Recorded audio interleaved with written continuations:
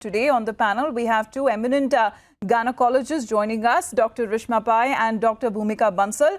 So if you have any pregnancy-related questions or you want to ask anything from our expert, this will be a live call-in show as the numbers are flashing on your television screens. 02262 431010. We'll be taking your questions live, and any pregnancy or other related queries do you have with the top gynecologists that we have here on the broadcast. I want to welcome both the doctors joining us. Thank you very much for taking out your time, Dr. Pai and Dr. Bansal. Dr. Pai, my first question to you, looking at the current situation where lockdown norms, we are looking at that they have been eased. Are we looking at more counseling sessions that were witnessed in earlier lockdown measures, because at that point in time, pregnant women, expecting mothers were not really encouraged to go out and visit gynecologists in the hospital or in their clinics? What is, when it comes to the counseling sessions that you have been taking care of, where expecting mothers are directly now coming to you? Yes. Mumbai actually has been in the eye of the storm since quite a long time. And Mumbai hospitals, particularly the public hospitals, have seen hundreds and hundreds of COVID positive patients coming in. So lockdown or otherwise, the one thing that does not stop is pregnancy and delivery. So of course, there is very strict warning actually across the world that particularly in the third trimester, that is after about 7 months of pregnancy, the risks are quite high of infection and, significant problems of pregnancy. So pregnant women are strictly advised, lockdown or no lockdown, to stay at home, to continue to socially distance themselves, to take great care so that they don't acquire an infection. Because though, fortunately, pregnancy has not been found to be terribly increasing the COVID infection or the severity, but at the same time, there are a vulnerable population, mother and child both. So we definitely strongly advise, even if the lockdown is lifted, stay at home and socially distance.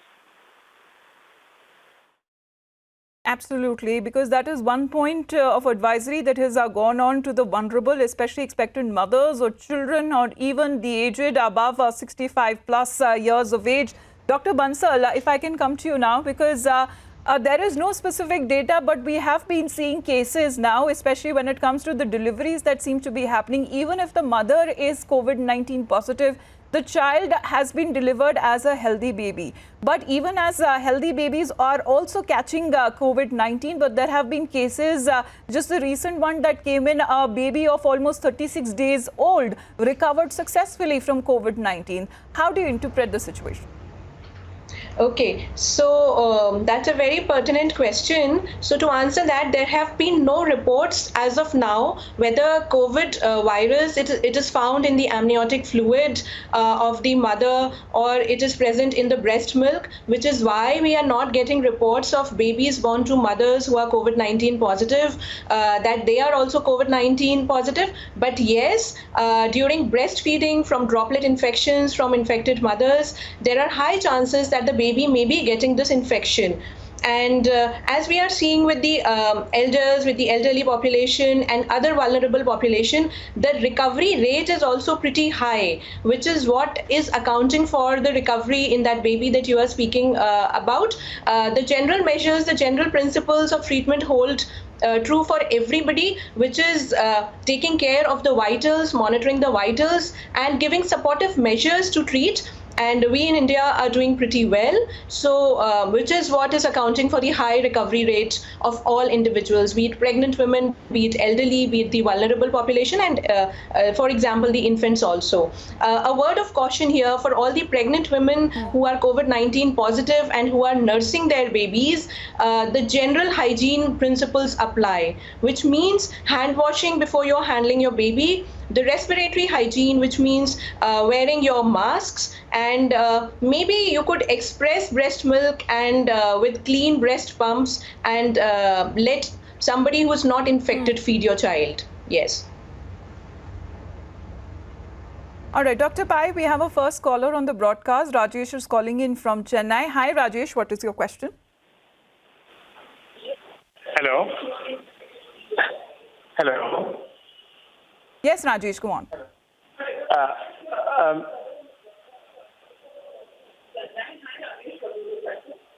Ma'am, I just wanted to have a opinion. Like, there is a lot of unwanted pregnancies which is happening in this lockdown period. And since we know that, how to handle it is a bigger problem because there is, hospitals and, going out is messy now. So how do we handle the unwanted pregnancies? Like, there's a lot of numbers which is coming up.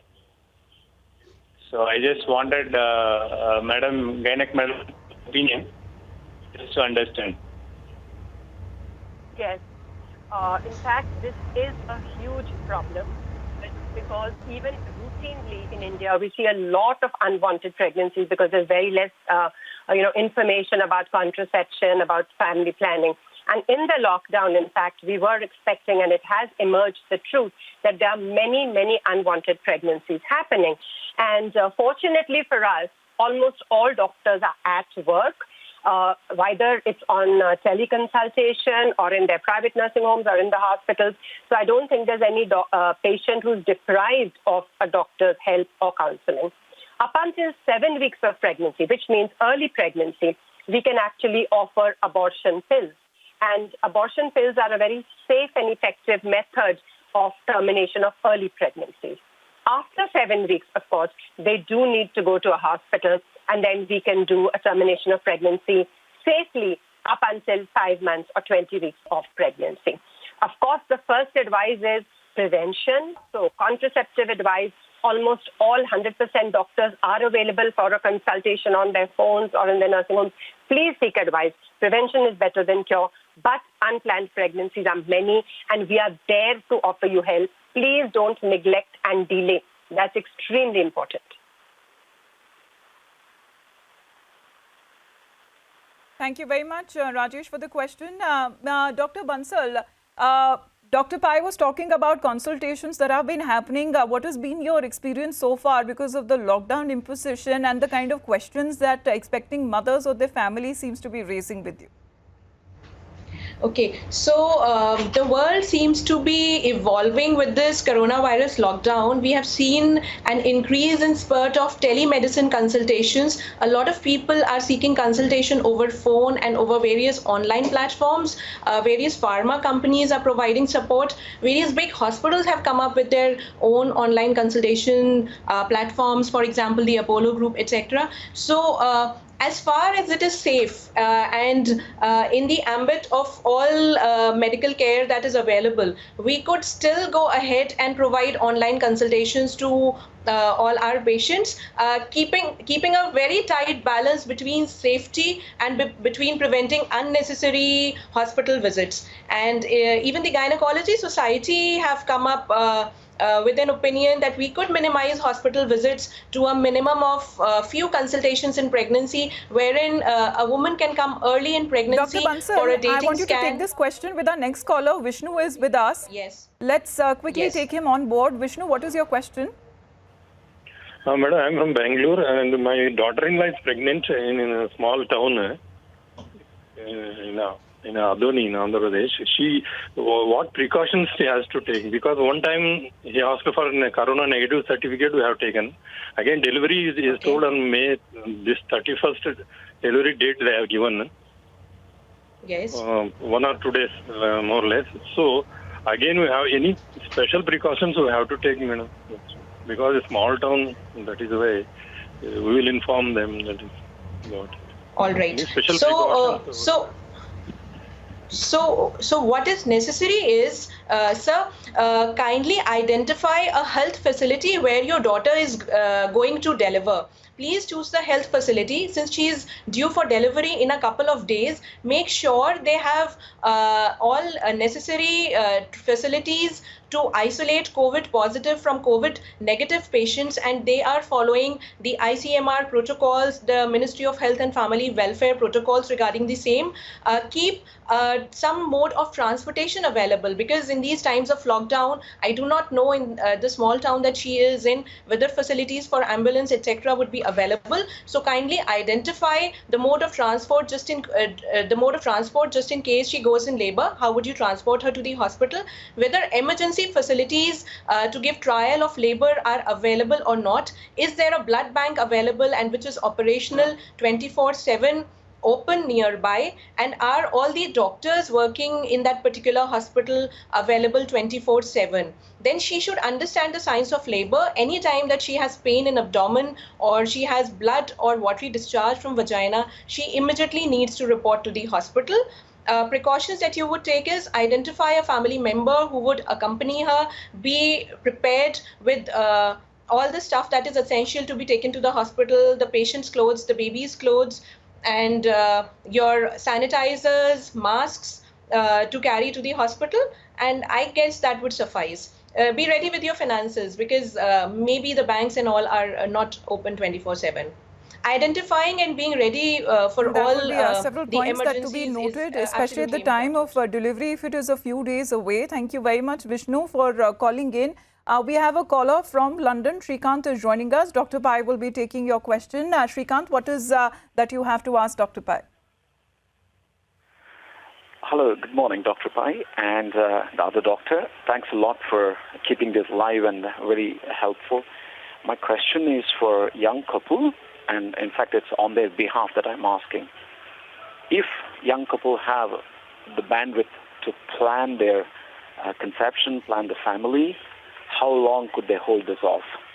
Is this virus looking like a long-term relative, or is this going to go away, or is it going to get into a slightly benign form of enemy? So this is, how long could they hold this off is a question, really.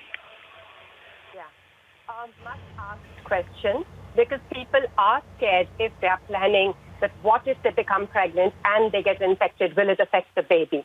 Fortunately, it doesn't appear that even the COVID positive mothers are passing on the infection significantly to their baby. There have been no reports of abnormalities in the child.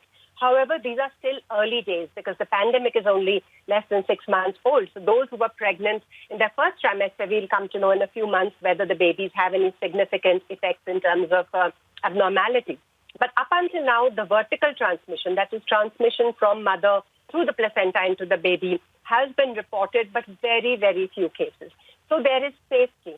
And nowhere in the world has there been a warning given out that do not become pregnant in COVID times. So that is one good thing. The second thing is that now infertility clinics, those who are doing IVF, those who are doing test tube baby, even they have slowly started getting back to normal, and they have started offering fertility services to their patients, because you can't delay beyond the point.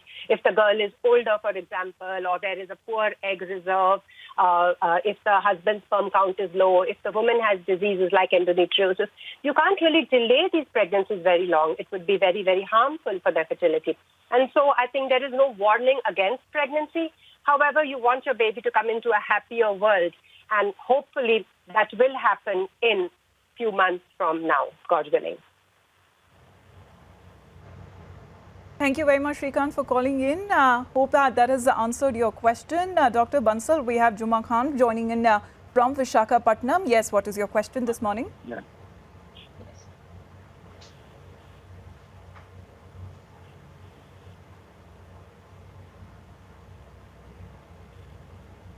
Juma Khan, can you hear me?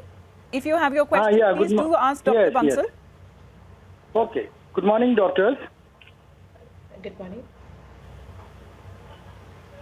Yeah, I can hear you. Please go on. We can hear you as well. Yes, please go ahead with your question. My missus is, she is 55 years and she crossed menopause, and she wants to use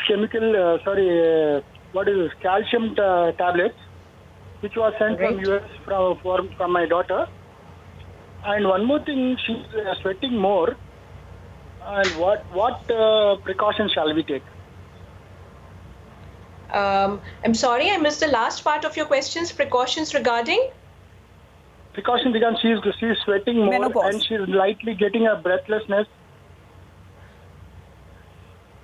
All right. So regarding menopause, see, after menopause, a lot of the women suffer from a lot of health issues. One of those is hot flushes, wherein the woman feels sweaty and she feels these spells of heat intolerance, which could be one reason why your wife is feeling a little sweaty and little hot. So this is part and parcel of the menopause. Hormone replacement therapies can help treat it and help the woman assist during this period. As far as taking calcium supplements goes, so bone health is an important issue after menopause. Women in general suffer a lot of osteoporosis related issues after menopause, and not just calcium, but also vitamin D. And if at all the bone mineral density is low, as advised by your orthopedic surgeon, she could even be given a supplementation or therapy by bisphosphonates. So calcium, yes, maybe 500 milligrams twice daily initially for the first 3 months. You could get her vitamin D levels tested as well, and she could be given vitamin D supplementations. Hormone replacement therapy to treat her hot flushes, only in consultation with a gynecologist after evaluating her general health. I would also recommend that you see a cardiologist and get a general a general cardiac health checkup also done after menopause. Just because after menopause, women are more take prone up to all developing these heart diseases as well. precautions, keeping all those restrictions and also in the instructions in mind that you also have to follow, because the lockdown is very much still in place. I'm completely running out of time. There has been a lot of callers coming in right now, but we'll have this conversation, more of this special broadcast that will continue to be held here on Republic. Dr. Pai and Dr. Bansal, thank you very much for taking your time out and being with us to answer all the queries of our viewers. Thank you very much. Thank you. Thank you for having us. Yeah.